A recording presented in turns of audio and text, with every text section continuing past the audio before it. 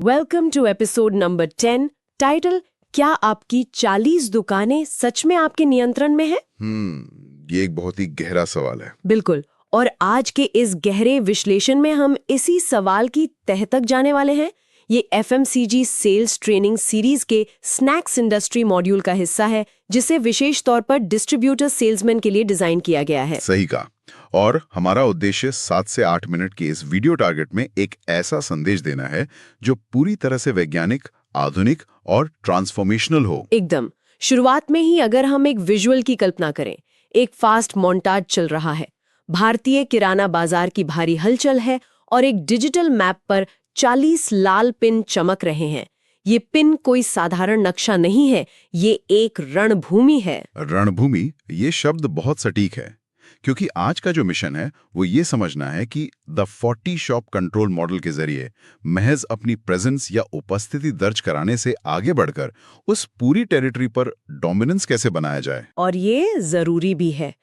FMCG sales की दुनिया में एक बहुत बड़ा भ्रम फैला हुआ है।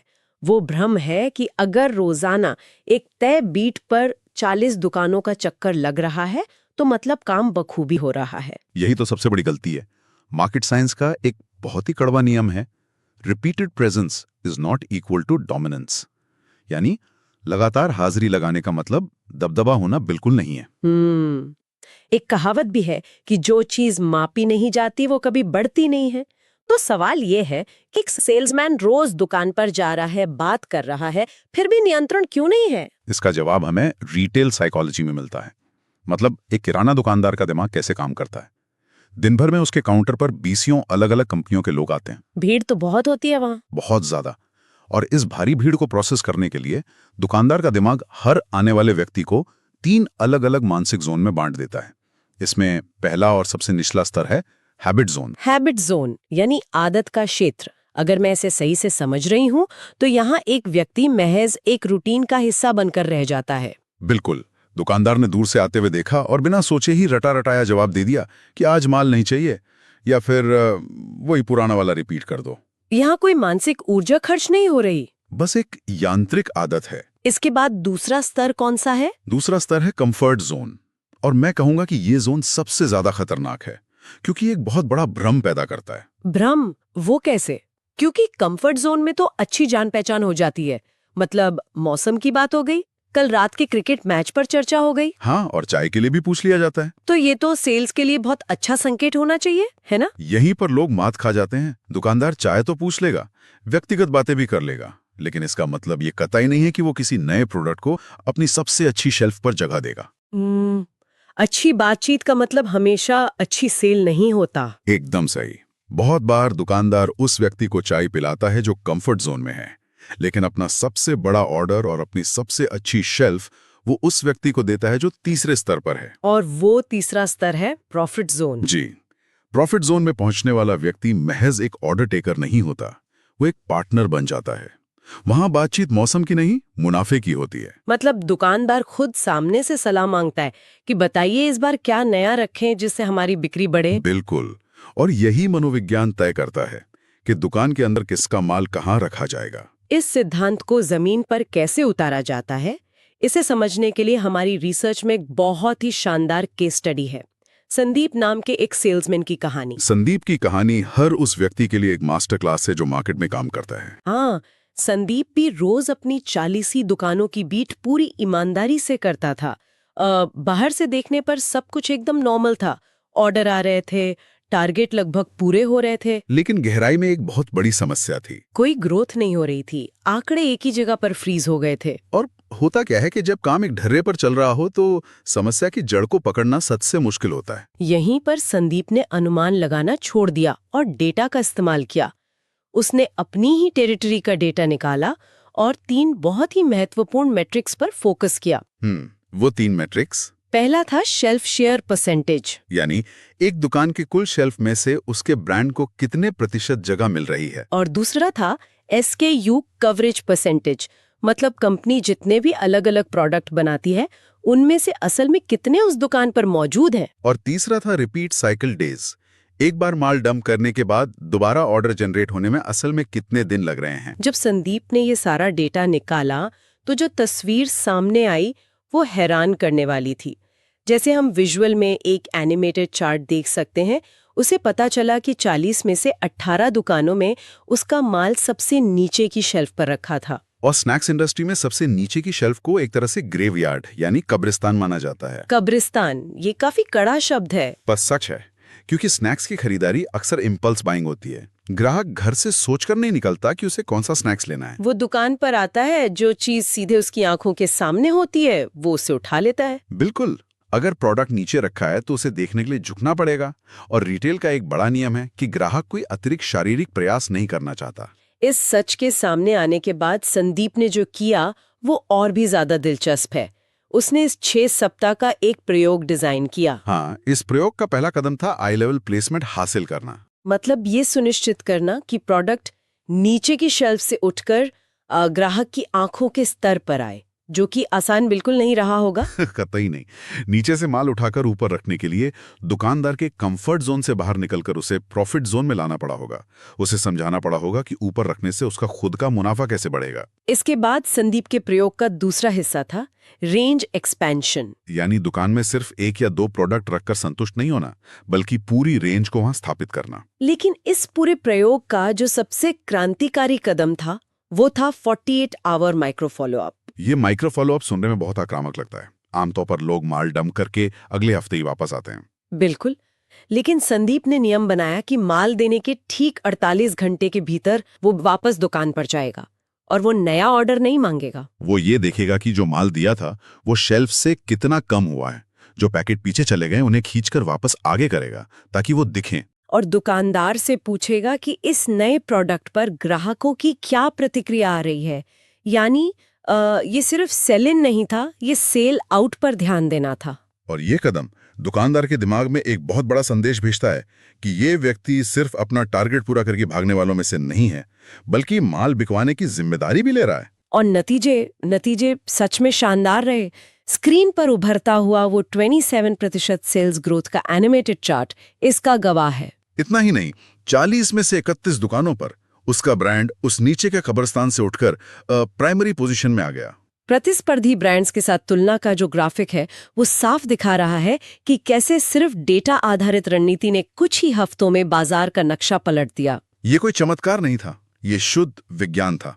और इसी विज्ञान को हमारी research the 40 shop control model के रूप में एक मजबूत फ्रेमवर्क का आकार देती है। ये एक वर्ल्ड क्लास अप्रोच है। तो चलिए इस मॉडल के जो 4 मुख्य स्तंभ हैं उनका गहराई से विश्लेषण करते हैं। पहला स्तंभ है विजिबिलिटी इंडेक्स, जिसका सीधा सा नियम है कि उत्पाद को जमीन से 120 से 150 सेंटीमीटर की ऊंचाई पर रखा जाना चाहिए। ये एक औसत इंसान का आई लेवल होता है। रिसर्च में एक बहुत ही प्रभावशाली लाइन कही गई है, शेल्फ की ऊंचाई बिक्री की गहराई तय करती है। ये रिटेल का एक अटल नियम है। जब प्रोडक्ट 120 से 150 सेंटीमीटर पर होता है तो वो विजन के बिल्कुल केंद्र में होता है। मतलब स्कैन करने या उठाने के लिए कोई शारीरिक मेहनत नहीं। सही कहा। ये फ्रिक्शन को पूरी तरह खत्म कर देता है। सही कहा। अब दूसरा स्तंभ है SKU पेनिट्रेशन। कम से कम 4 से 5 अलग अलग एक्टिव SKU मौजूद होने चाहिए। इसके पीछे का विज्ञान भी बहुत तार्किक है। जब एक ब्रांड का सिर्फ एक प्रोडक्ट रखा होता है तो वो भारी भीड़ में कहीं खो जाता है। लेकिन जब एक ही ब्रांड के 4-5 अलग अलग उत्पाद एक साथ रखे जाते हैं तो वो एक ब्रांड ब्लॉक बनाते हैं। एक तरह का विजुअल बिलबोर्ड। रंगों और पैकेजिंग का वो ब्लॉक इतना बड़ा होता है कि नजर स्वतः ही उस ओर खिंच जाती है। और ये ब्रांड ब्लॉक ग्राहक के दिमाग में धारणा बनाता है कि ये कोई बड़ा और विश्वसनीय ब्रांड है। बिल्कुल। अब आते हैं तीसरे स्तंभ पर, विजिट फ्रीक्वेंसी ऑप्टिमाइजेशन। मतलब दुकानों को उनकी क्षमता के अनुसार बांटना। हर दुकान को एक ही नजर से देखना एक रणनीतिक गलती है। ये रिटर्न ऑन इन्वेस्टमेंट यानी ROI का खेल है। इस मॉडल के अनुसार ए कैटेगरी की सबसे ज्यादा बिकने वाली दुकानों पर सप्ताह में 3 बार जाना चाहिए, बी कैटेगरी पर 2 बार और सी कैटेगरी पर केवल 1 बार। जो दुकान 80% बिजनेस दे रही है उसे सबसे ज्यादा समय और ध्यान चाहिए। अपना समय वहां निवेश करना चाहिए जहां से रिटर्न सबसे ज्यादा हो। एकदम तार्किक है। और अंत में चौथा स्तंभ, जो तकनीकी नहीं बल्कि व्यवहार का हिस्सा है, इमोशनल लॉक इन। मुस्कान, सम्मान और तुरंत सुझाव देने की कला। लेकिन एक सवाल उठता है, क्या सिर्फ मुस्कुराने और सम्मान देने से इमोशनल लॉक इन हो सकता है? क्या ये सिर्फ अच्छी आदत है या इसके पीछे ठोस रणनीति है? गहरी रणनीति है इसके पीछे। एक दुकानदार दिन भर में सप्लायर की देरी, ग्राहकों की शिकायतें, ऐसी अनगिनत परेशानियां झेलता है। उसका दिमाग लगातार कॉग्निटिव लोड से गुजर रहा होता है। ऐसे में जब कोई व्यक्ति मुस्कान और सम्मान के साथ आता है तो वो उस मानसिक तनाव को कम करता है। लेकिन सिर्फ मुस्कान काफी नहीं है, उसके साथ तुरंत सुझाव जोड़ना चाहिए। जैसे मैंने देखा कि आपके पास एक्स ब्रांड खत्म हो रहा है, अगर आप उसकी जगह हमारा ये नया पैक सामने रखें तो आपको 5% ज्यादा मार्जिन मिलेगा। बिल्कुल, ये सुझाव दुकानदार का काम आसान कर देता है, उसे सोचने की जरूरत नहीं पड़ती। यहीं पर एक गहरा व्यावसायिक जुड़ाव होता है, जिसे लॉक इन कहते हैं। ये चारों स्तंभ मिलकर एक ऐसा अभेद्य सिस्टम बनाते हैं जिसे तोड़ना लगभग नामुमकिन है, और दुनिया की सबसे बेहतरीन एफएमसीजी कंपनियां इसी तरह काम करती हैं। वो बड़े स्तर पर आउटनेट ईरेनस मैपिंग करती हैं, मतलब हर गली का विस्तृत डेटा उनके पास होता है। वो लगातार बीट गैप एनालिसिस करती हैं, ये देखने के लिए कि माल कहाँ नहीं पहुंच रहा है। कॉम्पिटिटर हीट मैपिंग का इस्तेमाल करती हैं ताकि पता चले कि विरोधी ब्रांड कहाँ मजबूत है, और सबसे महत्वपूर्ण रिपीट ऑर्डर एनालिटिक्स पर काम करती हैं। ये सब सिर्फ और सिर्फ डेटा पर आधारित होता है। एक बहुत ही सटीक बात कही गई है, डेटा बिना सेल्स अंधी होती है। बिल्कुल, बिना डेटा के सिर्फ तुक्का लग सकता है, बाजार नहीं जीता जा सकता। अब इस चर्चा को एक और गहरे स्तर पर ले चलते हैं, बिक्री का न्यूरोसाइंस। मतलब ये सब इंसान के दिमाग के अंदर कैसे काम करता है। अगर न्यूरोसाइंस के नजरिए से देखें तो एक व्यस्त दुकानदार का दिमाग हमेशा उस ब्रांड को प्राथमिकता देता है जो 3 शर्तों को पूरा करें: प्रिडिक्टेबल हो, विजिबल हो और प्रॉफिटेबल हो। प्रेडिक्टेबल यानी जिसकी भविष्यवाणी की जा सके, दुकानदार को पता हो कि वो व्यक्ति कब आएगा। विजिबल यानी जो आंखों के सामने हो, और प्रॉफिटेबल जिससे आर्थिक मुनाफा हो। सही कहा। जब कोई व्यक्ति बाजार में लगातार एक ही उच्च स्तर का प्रदर्शन करता है तो वो दुकानदार के लिए प्रिडिक्टेबल हो जाता है। और तब दिमाग शांत हो जाता है, क्योंकि उसे पता है कि ये व्यक्ति सही समय पर आएगा, धोखा नहीं देगा। ये जो निरंतरता है, कंसिस्टेंसी, ये दुकानदार के दिमाग में डोपामाइन रिलीज करती है।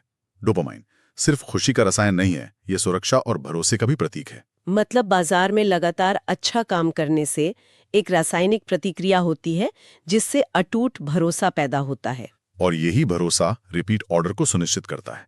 दिमाग हमेशा ऊर्जा बचाना चाहता है, नया विकल्प चुनने में जोखिम है जो वो नहीं लेना चाहता। ये विश्लेषण पूरी तरह से स्पष्ट कर देता है कि बाजार पर कब्जा कैसे होता है। कुछ यादगार पंक्तियां दी गई हैं जो इस पूरे मॉडल का सार हैं। पहली बात, बीट करना अलग है, बीट पर कब्जा करना अलग है। ये प्रेजेंस और डोमिनेंस के बीच का सबसे सटीक अंतर है। हाजिरी लगाना बीट करना है, लेकिन शेल्फ से लेके दिमाग तक छा जाना वो कब्जा करना है। दूसरी लाइन है, कंसिस्टेंसी बीट्स अग्रेशन, यानी निरंतरता हमेशा आक्रामकता को हरा देती है। एक दिन अचानक 50 नई दुकानें कवर कर लेना उपलब्धि नहीं है। रोजाना उन्हीं 40 दुकानों पर अपनी पकड़ मजबूत करना ही असली जीत है। और तीसरी बात, 40 दुकानें लिस्ट में है, लेकिन क्या ब्रांड उनकी प्रायोरिटी लिस्ट में है? कागज पर नाम लिखे होने का मतलब ये नहीं कि दिमाग में आपका ब्रांड सबसे ऊपर है। और आखिरी लाइन, टेरिटरी डिसिप्लिन से बनती है और कंट्रोल अवेयरनेस से शुरू होता है। जब तक यही पता नहीं होगा कि माल किस शेल्फ पर है, उसे आंखों के स्तर पर लाने की रणनीति कैसे बनेगी। ये सब इसी ओर इशारा करते हैं कि सफलता संयोग से नहीं मिलती। जब हैबिट जोन को तोड़कर प्रॉफिट जोन में जाया जाता है, जब 48 घंटे का माइक्रो फॉलोअप होता है, तब असली नियंत्रण स्थापित होता है। तो इस पूरी चर्चा का निष्कर्ष क्या है? निष्कर्ष यही है कि अंधाधुंध नई दुकानों के पीछे दौड़ने से कुछ नहीं होगा। अगर मौजूदा 40 दुकानें पूरी तरह से स्ट्रक्चर्ड कंट्रोल में आ जाएं, तो किसी को 80 नई दुकानें जोड़ने की जरूरत नहीं पड़ेगी। अपनी 40 दुकानों को एक मजबूत किला बनाना होगा। ताकत कभी भी फैलाव में नहीं होती, ताकत हमेशा गहराई में होती है। आज का सबसे मुख्य निर्णय बहुत स्पष्ट है। एक विजुअल मैसेज जो अब स्क्रीन पर बोल्ड अक्षरों में उभर रहा है, विजिट नहीं, कंट्रोल करें। ये सिर्फ नारा नहीं, काम करने का एक पूरा दर्शन है। हम यहाँ इस संदेश को आत्मसात करने के लिए स्क्रीन पर लिखे इस टेक्स्ट के साथ कुछ पल का ठहराव ले रहे हैं।